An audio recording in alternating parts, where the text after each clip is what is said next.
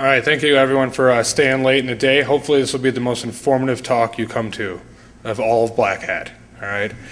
And the reason I say that is actually because we're talking about something that we never talk about at Blackhat, which is when we come back to our jobs, we leave from this conference, we have to buy tools and things to help us solve these security issues that we just learned about.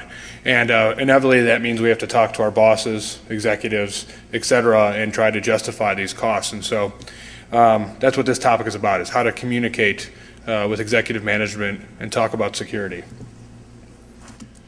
So a quick thing about me, I'm CEO of Savik Technologies. I've been around the security scene for years.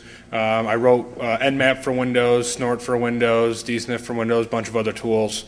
So I've been around for a while and also done a lot of work at the various conferences, pretty much every major conference. What I'm most well known for, though, is writing Hacking Exposed, one of the 6 authors, also author of the new Hacking Exposed that came out last year. So if you still want to buy a book, I'll sign it for you if you go buy one out there at the bookstore. But I've done a lot of work for now Information Week magazine. That's where this topic that we're going to talk about came from. Information Week, I've been doing a lot of different cover stories on more technical related items. And as I was working with a lot of the CSOs and whatnot across the United States, I realized that this topic hadn't been communicated too much or discussed. And so what I did is I started a big survey. And so we spent about 1.5 years researching how do people communicate within their jobs. Over 1,000 companies we worked with. Of those 1,000, over 200 had actually had breaches, and they were in a couple different industries. Okay, and so kind of some of the tips and techniques we'll talk about are directly related from these interviews with these CSOs and directors of security and security engineers across the world. So the first thing we did is we said, what are you guys concerned with? And this led into a lot of different interesting conversations, but what was most important about this was that the percentages that you see here. So managing the complexity of security was a huge increase from the previous few years. And we had done some similar surveys like this a couple of years ago, but it's gone up dramatically. And complexity in general, as you can imagine, is getting more complex as more and more networks are getting decentralized and deperimeterized. But the 15% of getting management buy-in is going up as well. We're seeing in the economy there's less investment in security. It was decreased last year. We just saw the Verizon business report, if anybody's read that yesterday that got released. Security breaches went down so far in 2009 and in 2010. So how are you going to go sell your boss on doing security stuff if breaches are down? Right? So a couple different things have been changing, but talking to executives hasn't really changed. So the question that we started asking people is, who are you? How do you manage security? And security metrics started becoming a pretty important topic in about 2005. And a whole whopping 2 books were released about it. And they're actually here at the bookstore. Those are the only 2 books right now that talk about security metrics. And they're very, very deep and detailed. They talk exactly about how to measure these things and monitor them, and they're talking about, your modified annual loss expectancy and how you can do all these different things. Those are great things to start with, but both books, sadly, only dedicate 11 pages to how to communicate those actual metrics you've now collected. So you've got all these great metrics, all this great information about how well you're doing in security, but you don't know how to tell people that. Okay, so I liken this to my 5-year-old son he's got all this great stuff to tell me and he's just stammering real quick and he's just breaking up with sentences and whatnot because he can't fully explain what he's trying to get through because he doesn't know the right terms to ask and to talk about. And so when we started looking at these different things, we saw that there really was no commonality. Okay, that was the biggest piece we saw here. Security metrics, there's been a bunch of stuff about this, right? Why aren't people having these frameworks built up and using the same things over and over again? And of the companies that we worked with that we thought were doing the right things, they didn't actually use any common framework. They kind of homegrown it and built it up in their own environment. And the reason it was so successful is because as they homegrown that system, their executives and the rest of the business bought into it because they grew it with them. All right? And so immediately when we talked to the companies that brought in a big framework like an ISO and the metrics that come with that or something like that, business executives were immediately like, whoa, I don't understand that, I don't want to listen. They turned their brains off. Okay? When they started growing and homegrown, they got a lot more success. So all these metrics that are here are actually good, maybe. Okay? They can be good if they're good for your environment. So that's the key here, is that everything needs to be customized. So the first thing that we saw was that Security ends up being a set of very strategic projects, okay? And strategic projects are very difficult in the beginning. They're complex. They're very difficult to communicate. And so on top of that, security can never stop, right? We can't stop doing something. So just because firewalls are no longer, the threats are no longer operating system and the firewall is the only tool you have, you still need firewalls, right? You still need some antivirus and things like that. Everything kind of builds on top of each other.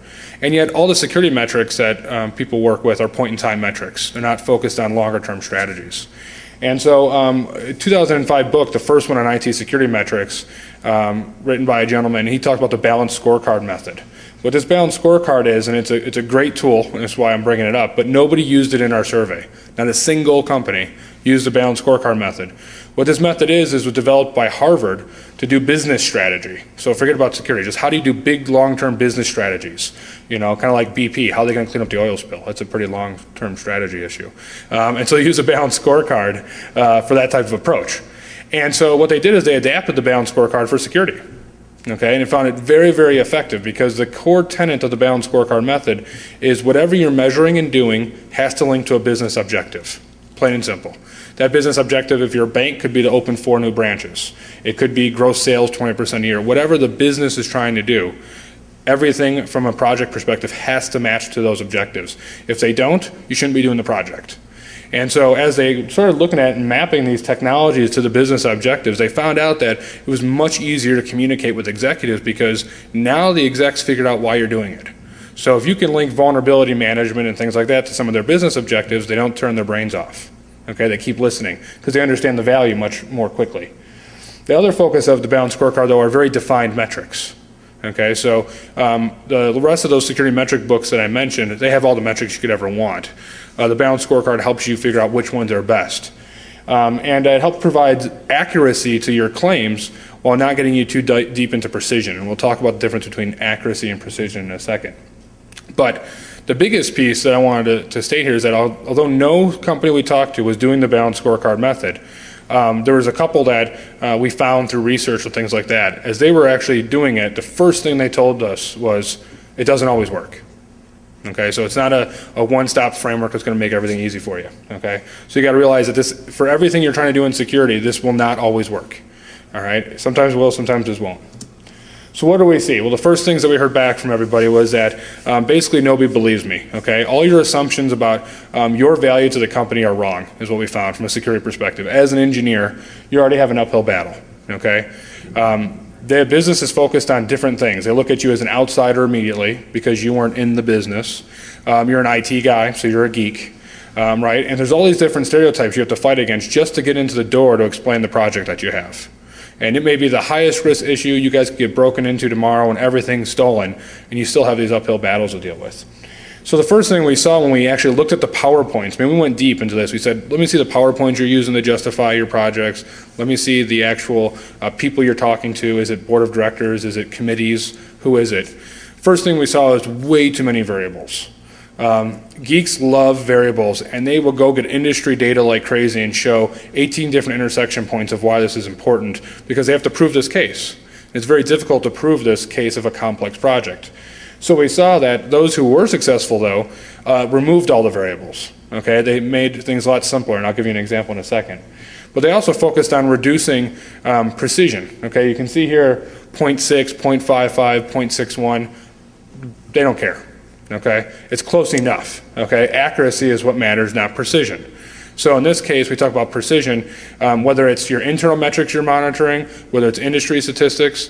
Precision is not important. What is important is the accuracy of that data to make sure that it's close enough and that it got the point across. So if it's a 0.55 or a 0.65, it's good enough. Okay? And make sure you're correctly reflecting the size of what you're actually measuring. This is the #1 issue we saw with industry data. We get these Verizon business reports, we get all this stuff out from the industry, we go back to our offices or cubes, we start adapting it to our environment, and the first thing the guy says is, well, they're not the same company as us, or we're different than the rest of the industry. That's what the business says. So immediately all your stats are worthless. All right? All because you didn't apply things properly to what you're doing. So what we saw, the ones that were most successful at this, is they used repeatable metrics from within their own organization. Easy metrics, things that you can pull up within 2 minutes of having a conversation. Now that does mean that you could pull those up easily because you're tracking them very well, or it also could mean that it's just an easy metric to measure. Metrics that we found very complex to measure were the ones that were immediately thrown off as either gobbledygook or you're trying to just make up numbers to prove a point. Because immediately they look at this as if it's complex, it's risky. So if your analysis and your details of your variables are complex, that means it's risky, they don't want to have any interest in it. So the number one thing that we saw back when we interviewed these CSOs and we said, okay, these are the ones that we like. We think they're doing very well when it comes to both managing security, having buy-in from management. We said, can we talk to your managers? Can we go talk to the COOs, the CFOs, the people you're actually dealing with? Let's ask them what you do well. And they all said one thing, communication. They made it easy for me to understand. None of them said, he's great at explaining, how this is a great, high-risk issue and we need to fix it, et cetera. What they did is they said they're good at actually communicating things. So the first issue you see is that talking about numbers and risk is very hard. Okay, we started taking parallels from other industries like life insurance industries, auto insurance industries. They have this hard time of trying to sell you on insurance, which is very similar to security. You're buying something in case something happens. And so we said, what do insurance companies do when they're in the sales cycle to try to sell you? And the first thing we saw is that they communicate the proposition very easily. And so you don't get the situation where you're talking to an executive, he says, well, Mike, it didn't happen last year, it won't happen this year. We can go ahead and just, not put that into budget, okay? And everybody's focusing on keeping their budget just on maintenance, no new expenditures. But when I went out and talked to a couple life insurance salesmen and said, hey guys, tell me how you sell this stuff. I want to know what the insides are. They said the number one thing is scenarios. And we didn't see that trend when we looked through the previous data, but we saw when we looked through these PowerPoint presentations after I talked to the life insurance guy, holy cow, these CSOs and these directors of security were totally using scenarios the entire time. And they weren't just using scenarios from the industry. They were picking people in the executive team. So if you had a team of 5 people, say the CFO was there, it would be CFO, Tom, he's the guy that sends out the funny emails, okay? You know that guy, you have one. He sends out the funny email or whatnot, even though it may or may not be work appropriate. He was that guy in that little group, okay? So he used him as an example about how, hey, what if somebody else sent out a funny email on your behalf? Wouldn't everybody open it because they're used to that from you? He built off that to do a whole case on why they needed data leak prevention, all from that one simple example. But because it was a scenario that was related to the environment he was in, he had everybody's attention, everybody understood it, and it was very simple.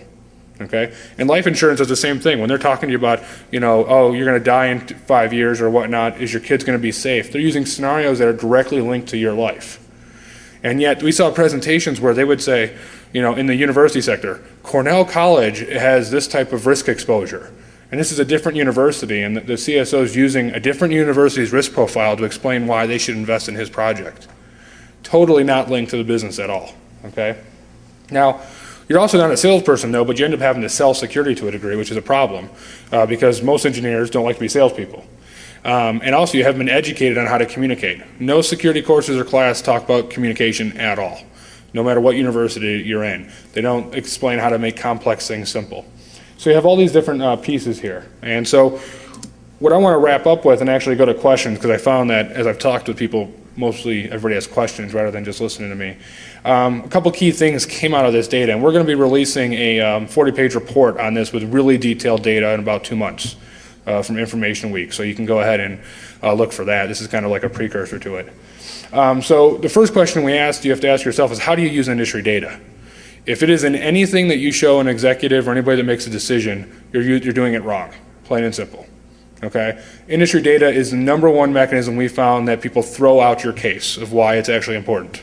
Because they immediately, like I said, it's not us, we're not them, we're not a part of the industry, we're